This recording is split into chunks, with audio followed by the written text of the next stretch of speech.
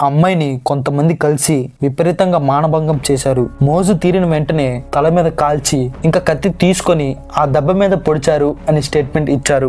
June 5, 2017 Uttar Pradesh లోని పన్నార్ అనే village లో రోడ్డు పక్కన ఒక డెడ్ బాడీ ఉంది. విలేజర్స్ ఆ రోడ్డు మీద నడుచుకుంటూ పోతున్నారు. సడన్ గా ఈ డెడ్ బాడీ చూసి షాక్ అయ్యారు. వాళ్ళకి ఏం చెయ్యాలో తెలియలేదు. ఇమీడియట్ గా వాళ్ళు పోలీసులకు కాల్ చేసి రోడ్డు పక్కన ఒక డెడ్ బాడీ పడిపోయింది అని చెప్పారు. పోలీసులు వచ్చే లోపల ఆ డెడ్ బాడీ చుట్టూ చాలా మంది గుంపుగా కూడారు. పోలీసులు వచ్చి ముందుగా ఆ గుంపుని క్లియర్ చేశారు. క్లియర్ చేసి ఆ డెడ్ బాడీని పరిశీలించారు. డెడ్ బాడీని చూసి ఒక అమ్మాయి అని కన్ఫర్మ్ చేశారు.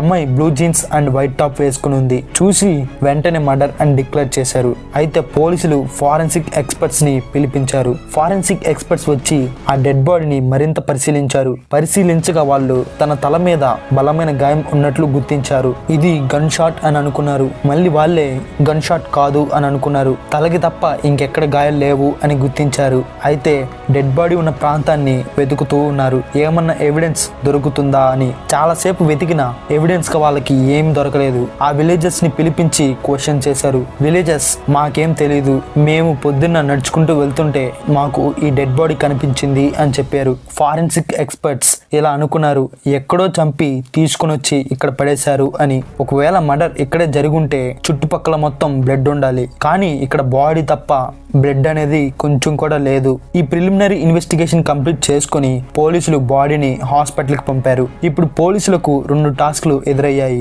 ముందు అసలు ఆ అమ్మాయి ఎవరు, అమ్మాయిని చంపింది ఎవరు, అండ్ ఆ హంతకుడు ఎవరు, ఎందుకని ఆ అమ్మాయిని చంపాల్సి వచ్చింది, అంత దారుణంగా చంపడానికి కారణాలు ఏంటి అనే విషయాలు ఈ వీడియోలో మనం పూర్తిగా డిస్కస్ చేద్దాం. వీడియోలోకి వెళ్లే ముందు ఒక చిన్న రిక్వెస్ట్, ఈ వీడియోకి లైక్ చేయండి. లైక్ చేస్తే నాకెంతో యూజ్ అవుతుంది. మీ ఫ్రెండ్స్ కి ఈ వీడియోని షేర్ చేయండి. సబ్స్క్రైబ్ చేసుకోవడం మట్టికి అసలు మర్చిపోకండి. మీరు సబ్స్క్రైబ్ చేస్తే నాకెంతగానో మోటివేషన్ గా ఉంటుంది, కాబట్టి సబ్స్క్రైబ్ చేసుకోండి.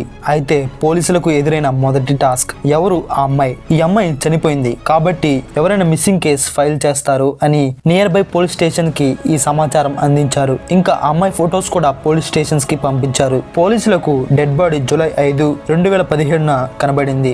జూలై 9 వరకు ఎవరు కేసు ఫైల్ చేయలేదు. ఎవరు రాకపోవడంతో పోలీసులే కోర్టుని పర్మిషన్ అడిగి పోస్ట్ మార్టం చేపించారు. పోస్ట్ మార్టం చేసేటప్పుడు పోలీసులు ఎవిడెన్స్ గా రికార్డ్ చేపించారు. ఫైనల్ గా పోస్ట్ మార్టం రిపోర్ట్స్ వచ్చాయి. ఆ రిపోర్ట్స్ ని చూసి డాక్టర్సే కాదు పోలీసులు కూడా షాక్ అయ్యారు. ఆ డాక్టర్స్ ఏమన్నారంటే, ఇలాంటి క్రైమ్ మేము ఎప్పుడు చూడలేదు, ఇదే ఫస్ట్ టైం అని చెప్పారు. డాక్టర్స్ ప్రకారం ఆ అమ్మాయిని కొంతమంది కలిసి విపరీతంగా మానభంగం చేశారు. మోజు తీరిన వెంటనే తల మీద కాల్చి ఇంకా కత్తి తీసుకొని ఆ దెబ్బ మీద పొడిచారు అని స్టేట్మెంట్ ఇచ్చారు. అయితే పోలీసులు వాళ్ళకి తోచినంత చేస్తున్నారు. ఇంకా ఆ డెడ్ బాడీని కలెక్ట్ చేసుకోవడానికి ఎవ్వరూ రాలేదు. ఈ న్యూస్ టీవీ ఛానల్స్ ద్వారా స్ప్రెడ్ అవుతూ ఉంది. అయినా కానీ ఆ డెడ్ బాడీని కలెక్ట్ చేసుకోవడానికి ఎవ్వరూ రాలేదు.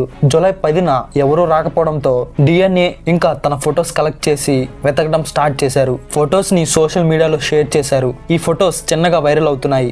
జనాలు ఫొటోస్ ని వాట్సాప్, ఫేస్బుక్ అండ్ ఇన్స్టాగ్రామ్ లో షేర్ చేయడం స్టార్ట్ చేశారు. ఇలా షేర్ చేయడం వల్ల జూలై 12న ఒక అన్నోన్ పర్సన్ పోలీసులకు కాల్ చేశాడు. ఈ అమ్మాయిని నేను ఫేస్బుక్ లో చూసా అని చెప్పాడు. ఆ అమ్మాయి ఫేస్బుక్ అకౌంట్ పోలీసులకు షేర్ చేశాడు. ఆ అమ్మాయి పేరే హీనా తల్రేజా. అమ్మాయి ఫేస్బుక్ అకౌంట్ పేరు తాలా హీనా. పోలీసులు ఆ అకౌంట్ ని చెక్ చేశారు. లాస్ట్ గా జూలై 4, 2017లో 2 పోస్టులు అప్లోడ్ చేసినట్టు గుర్తించారు.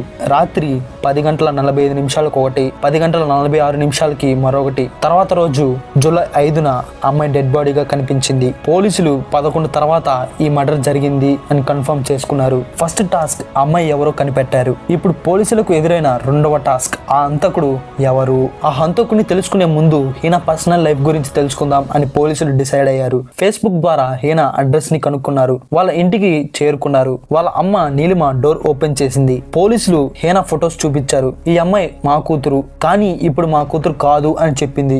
దీనికి పోలీసులు ఆశ్చర్యపోయారు. ఈ అమ్మాయి చాలా రోజుల నుంచి ఇంటికి రావట్లేదు అని చెప్పింది. అప్పుడు పోలీసులు ఈ అమ్మాయిని ఎవరో గుర్తు తెలియని వ్యక్తులు మర్డర్ చేశారు అని చెప్పారు. ఏ తెల్లైనా గానీ తన సొంత కూతురు చనిపోయింది అని చెప్తే చాలా ఫీల్ అవుతారు. కానీ హీనా తల్లి మటికి అస్సలు బాధపడలేదు. ఇంకా ఎటువంటి కేసు ఫైల్ చేయొద్దు అని చెప్పింది. నాకు హీనాకి ఎటువంటి సంబంధం లేదని కూడా చెప్పింది. హీనా ఎంత దారుణానికి పాల్పడితే వాళ్ళ అమ్మ ఇలా మాట్లాడుతుంది. పోలీసులు ఈ కేసుని డీల్ చేయలేకపోతున్నారు. దీంతో క్రైమ్ బ్రాంచ్ టీమ్ కి ఈ కేసుని అప్పగించారు. క్రైమ్ బ్రాంచ్ టీమ్ ఇలాంటి దారుణమైన కేసెస్ ని సాల్వ్ చేస్తారు. అయితే ఈ క్రైమ్ బ్రాంచ్ పోలీసులు ఇన్వెస్టిగేషన్ స్టార్ట్ చేశారు. హీనా హూకా బార్ లో పనిచేసేది అని కనిపెట్టారు.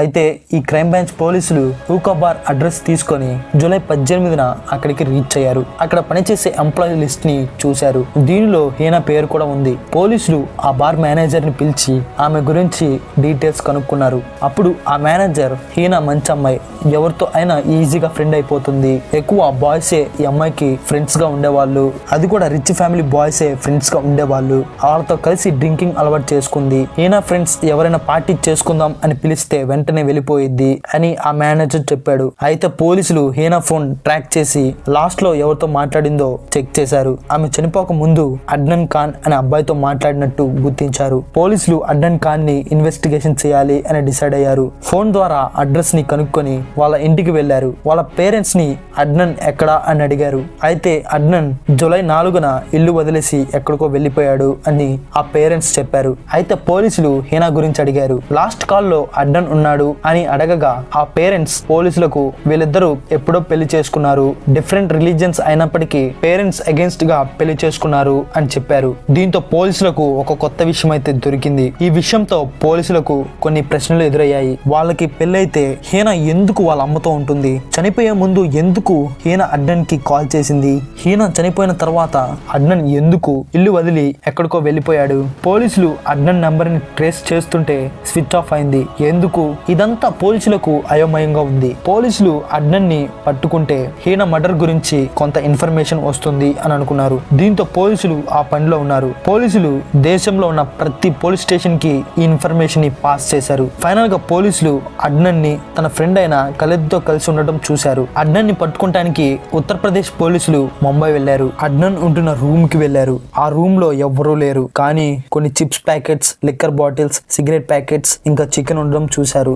నిజానికి అడ్నన్ కి తన ఫ్రెండ్ కి పోలీసులు పట్టుకుంటారు అని తెలిసిపోయింది. తెలిసిపోవడం వల్ల వీళ్ళు పారిపోయారు. ఉత్తరప్రదేశ్ పోలీసులు కొన్ని రోజులు ముంబైలోనే ఉంటూ ఎలా అయినా సరే అడ్నన్ ని పట్టుకుందాం అని ఎదురు చూస్తూ ఉన్నారు. జూలై 29న పియర్ గ్యారేజ్ లో అడ్నన్ ఇంకా తన ఫ్రెండ్ ఇద్దరు తిరుగుతున్నట్లు ఇన్ఫర్మేషన్ అందింది. వెంటనే వాళ్ళున్న ప్లేస్ కి రీచ్ అయ్యారు. వాళ్ళు పోలీసులను చూసి పారిపోయారు. కానీ పోలీసులు చేసి అడ్నన్ ని పట్టుకున్నారు. మిగిలిన ఇద్దరు పారిపోయారు. అయితే పోలీసులు ముఖ్యమైన వ్యక్తిని పట్టుకున్నారు. అతన్ని ఇంట్రాగేట్ చేయడం స్టార్ట్ చేశారు. అడ్నన్ భయపడుతూనే నిజం చెప్పేశాడు. హీనాని నేనే చంపేశాను అని చెప్పాడు. ఇంకా పోలీసులు అసలు ఏమైంది చెప్పు అని అడిగారు. దీంతో అడ్నన్ ఆమె పరిచయం నుంచి చివరికి చంపేదాకా ఏం జరిగిందో చెప్పాడు. హీనా తన పేరెంట్స్ తో యూపీలోని మిరార్ లో రెంట్ హౌస్ లో ఉండేది. హీనా ఒకతే కూతురు కాబట్టి గారాబంతో పెంచారు.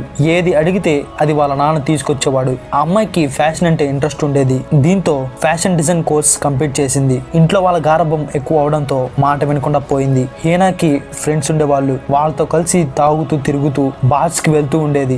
రెగ్యులర్ గా బార్స్ కి వెళ్లడంతో చాలా మంది ఫ్రెండ్స్ అయ్యారు. ఎవరితో ఉన్నా ఈజీగా మాట్లాడేది. ఎక్కువ ఫ్రెండ్స్ అబ్బాయిలే ఉండేవాళ్ళు. అది రిచ్ ఫ్యామిలీస్ ఉండేవాళ్ళు. అంత బాగానే ఉంది. అప్పుడు హీనా ఏజ్ 21. వాళ్ళ నాన్న చనిపోయాడు. వాళ్ళ నాన్న తప్ప ఇంట్లో సంపాదించే వాళ్ళు ఎవరూ లేరు. జాబ్ చేయాలి అని డిసైడ్ అయింది. హూకా బార్ లో జాబ్ దొరికింది. అక్కడ జాబ్ చేసేది. ఇప్పుడు వాళ్ళ నాన్న లేకపోవడంతో ఫుల్ ఫ్రీడమ్ వచ్చింది. ఇష్టం వచ్చినట్టు తిరిగేది. హీనా ఫేస్బుక్ లో చాలా యాక్టివ్ గా ఉండేది. ఫేస్బుక్ ద్వారా చాలా మంది ఫ్రెండ్స్ కూడా పరిచయం అయ్యారు. 2015లో హీనా అడ్నన్ ఖాన్ ని ఫేస్బుక్ ద్వారా కలిసింది. అడ్నన్ తన ఫోటో చూసి పడిపోయాడు. ఫేస్బుక్ ద్వారా అడ్నన్ హీనా ఎక్కడ ఉంటుందో కనుక్కున్నాడు. అయితే అడ్నన్ ఇంకా ఇద్దరు ఫ్రెండ్స్ ఖలీద్ అండ్ విక్కీ కలిసి హీనా వర్క్ ప్లేస్ కి వెళ్లారు. అడ్నన్ హీనాను చూసి వెంటనే అమ్మాయితో మాట్లాడాడు. ఈ పరిచయంతో వాళ్ళు ఫ్రెండ్స్ అయ్యారు. ప్రతిసారి అడ్నన్ హీనాను చూడటానికి ఆ బార్ కి వెళ్తూ ఉండేవాడు. అడ్నన్ తన పవర్ ని యూజ్ చేసి ఆ అమ్మాయిని ఆ జాబ్ నుండి తీసేయాలి అని అనుకున్నాడు. ఎందుకంటే ఆ అమ్మాయి అడ్నన్ తోనే ఉండాలి, ఆమెతోనే పార్టీ చేసుకోవాలి అని డిసైడ్ అయ్యాడు. కాబట్టి ఇలా అనుకునేవాడు. కానీ హీనా మటికి ఆ జాబ్ ని వదిలేయలేదు. హీనాకి కూడా అడ్నన్ అంటే ఇష్టం కలిగింది. కానీ బయటికి చెప్పేది కాదు. హీనా అడిగిన ప్రతి లగ్జరీ ఐటెం అడ్నన్ కొనిచ్చేవాడు. ఒక రోజు చూసుకొని అడ్నన్ హీనాకి ప్రపోజ్ చేశాడు. హీనాకి ఇష్టం ఉండటంతో అడ్నన్ ప్రపోజల్ ని యాక్సెప్ట్ చేసింది. ప్రేమలో మునిగి తేలారు. పెళ్లి చేసుకుందాం అని అనుకున్నారు. పెళ్లికి రెండువి వాళ్ళ ఫ్యామిలీస్ యాక్సెప్ట్ చేయలేదు. అడ్నన్ ముస్లిం, హీనా హిందూ. రిలీజియన్ ప్రాబ్లమ్స్ వల్ల ఇంట్లో వాళ్ళు యాక్సెప్ట్ చేయలేదు. ఫ్యామిలీకి వ్యతిరేకంగా వెళ్లి ఇద్దరు కోర్టులో పెళ్లి చేసుకున్నారు. పెళ్లైన తర్వాత హీనా తన పేరుని హీనా ఖాన్ గా మార్చుకుంది. పెళ్లి చేసుకున్న తర్వాత కూడా ఫ్యామిలీస్ యాక్సెప్ట్ చేయలేదు. దీంతో వాళ్ళు ఒక రెంటెడ్ హౌస్ లో ఉంటూ లైఫ్ ని హ్యాపీగా లీడ్ చేస్తున్నారు. పెళ్లైన కొన్ని రోజులు వీళ్ళ ప్రేమ స్మూత్ గా సాగింది. 2016న వీళ్ళిద్దరి మధ్య గొడవలు స్టార్ట్ అయ్యాయి. హీనా హూకా బార్ లో పనిచేసేది. మేల్ ఫ్రెండ్స్ ఉండేవాళ్ళు, ఇంకా తాగుతూ ఉండేది. పెళ్లైన తర్వాత కూడా సేమ్ బిహేవియర్ ఉంది. అడ్నన్ కి ఇలాంటి బిహేవియర్ ఇష్టం లేదు. ఎన్నో సార్లు జాబ్ మానేసి, తాగడం మానేసి, ఇంకా మేల్ ఫ్రెండ్స్ ని కట్ చేసి ఇంట్లోనే ఉండు అని చెప్పాడు. కానీ హీనా వినకుండా సేమ్ బిహేవియర్ ని కంటిన్యూ చేసింది. దీంతో వీళ్ళిద్దరూ విడిపోయారు. ఎవరి దారి వాళ్ళు చూసుకున్నారు. హీనా అయితే వాళ్ళ అమ్మతో కలిసి ఉండేది. అడ్నన్ అయితే తన పేరెంట్స్ తో కలిసి ఉన్నాడు. అయితే అడ్నన్ కి తన ఫ్యామిలీ మెంబర్స్ సెకండ్ మ్యారేజ్ కి గ్రీన్ సిగ్నల్ ఇచ్చారు. హీనాకి మరో పెళ్లి చేసుకున్నా అని చెప్పకుండా, డైవర్స్ కూడా ఇవ్వకుండా సెకండ్ మ్యారేజ్ చేసుకున్నాడు. అడ్నన్ ఫ్రెండ్స్ హీనాకి సెకండ్ మ్యారేజ్ అయినట్లు చెప్పారు. ఇప్పుడు హీనాకి సెకండ్ మ్యారేజ్ విషయం తెలిసిపోయింది. హీనా పోలీస్ స్టేషన్ కి వెళ్లి కేసు ఫైల్ చేసింది. ఇది విన్న పోలీసులు అడ్నన్ ని స్టేషన్ కి పిలిపించారు. అడ్నన్ హీనాని చాలా రిక్వెస్ట్ చేశాడు. దీంతో కేసుని విత్డ్రా చేసింది. అయితే అడ్నన్ ఆ అమ్మాయి నన్ను వదలదు, సెకండ్ మ్యారేజ్ యాక్సెప్ట్ చేయదు అని అనుకున్నాడు. అయితే 2017లో హీనా ప్రెగ్నెంట్ అని, సెకండ్ మ్యారేజ్ చేసుకున్న అమ్మాయికి డైవర్స్ ఇవ్వకపోతే పిల్లోడిని ఇంటికి తీసుకొస్తా అని బెదిరించింది. దీంతో అడ్నన్ వాళ్ళ ఫ్రెండ్స్ అయిన ఖలీద్ ఇంకా విక్కీకి ఈ మ్యాటర్ చెప్పేశాడు. ముగ్గురు కలిసి ఒక ప్లాన్ వేశారు, హీనాని లేపేద్దాం అని. అది జూలై 4, 2017 పొద్దున్నే అడ్నన్ హీనాకి కాల్ చేసి నైట్ కి డిన్నర్ కి ఇన్వైట్ చేశాడు. ఇది విన్న హీనా చాలా హ్యాపీగా ఫీల్ అయ్యి నా హస్బెండ్ మళ్ళీ నా దగ్గరికి వచ్చేస్తున్నాడు అని అనుకుంది. కానీ తన ప్రాణం తీస్తాడు అని అనుకోలేదు. ఆ రోజు 7 గంటలకి రెడీ అయ్యి తన ఇంటిని వదిలింది. అప్పుడు వాళ్ళమ్మ ఎక్కడికి అని అడిగింది. ఢిల్లీ వెళ్తున్నా అని వాళ్ళ అమ్మతో చెప్పింది. ఇంటి నుంచి బయటకు వచ్చిన తర్వాత అడ్నన్ హీనాని పిక్ చేసుకున్నాడు. అడ్నన్ తో పాటు ఇద్దరు ఫ్రెండ్స్ కారులో దాంకొని ఉన్నారు. అది హీనాకి తెలియదు. అడ్నన్ కారు నడుపుతుండగా హీనాకి బాటిల్ ఇచ్చి తాగమని చెప్పాడు. ఆమె తాగుతుంది. వీళ్ళిద్దరు కలిసి ఎప్పుడు వెళ్లే రెస్టారెంట్ కి వెళ్లారు. బాగా ఎంజాయ్ చేశారు. అడ్నన్ కారులో ఎక్కించుకొని ఎవరూ లేని ప్రాంతానికి తీసుకువెళ్లాడు. అక్కడ కార్ ఆపాడు. అడ్నన్ ఇంకా వాళ్ళ ఫ్రెండ్స్ కలిసి ముందు మానభంగం చేశారు. హీనా హెల్ప్ హెల్ప్ అని అరుస్తుంది. కానీ అక్కడ ఎవ్వరూ లేరు. మానభంగం చేసిన తర్వాత అడ్నన్ గన్ తీసుకొని తన తల మీద కాల్ చేశాడు. ఇంకా బతకకూడదు అని కత్తి తీసుకొని ఆ గన్ షాట్ దగ్గర పొడి చేశాడు. ఆ బాడీని కారులో ఎక్కించుకొని కొంచెం ముందుకు తీసుకువెళ్లి అక్కడ ఆ బాడీని పడేసేటప్పుడు అడ్నన్ ఫ్రెండ్స్ తనని ఐడెంటిఫై చేసే ప్రతి డాక్యుమెంట్ ని తన ఫోన్ ని కలెక్ట్ చేసేసుకున్నారు. ఇలా చేసి హీనా బాడీని పడేసి అక్కడి నుంచి పారిపోయారు. ఈ కథ చెప్పగానే పోలీసులు ఛార్జ్ షీట్ ఫైల్ చేశారు. దీన్ని కోర్టులో పెట్టారు. తర్వాత అడ్నన్ ఫ్రెండ్ అయిన ఖలీద్ ని పట్టుకున్నారు. కానీ ఇంకా విక్కీని పట్టుకోలేదు. పెద్దోళ్ళు ఇన్వాల్వ్ అవ్వడంతో విక్కీని పట్టుకోవడం కుదరలేదు. ఈ కేసు కోర్టులో ఇంకా నడుస్తూనే ఉంది. గైస్, ఆ అమ్మాయి పేరెంట్స్ మాట వినుంటే ఈ పరిస్థితి వచ్చేది కాదు. కాబట్టి పేరెంట్స్ ఎందుకు చెప్తున్నారో వినండి. సో అది గైస్ ఈ కేసు మీకు ఎలా అనిపించిందో కింద కామెంట్ చేయండి. ఈ కేసు నచ్చితే లైక్ చేసి మీ ఫ్రెండ్స్ కి షేర్ చేసి మన ఛానల్ ని సబ్స్క్రైబ్ చేసుకోండి. Thank you.